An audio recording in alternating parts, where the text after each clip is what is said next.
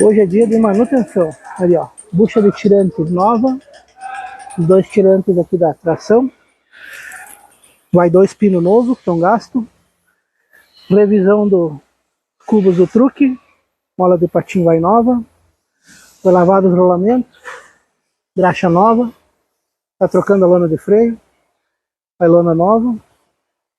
O rolamento externo também foi lavado e engraxado, graxa nova, trava-aranha já para os 2 lados, retentor novo, junta da tampa do cubo nova.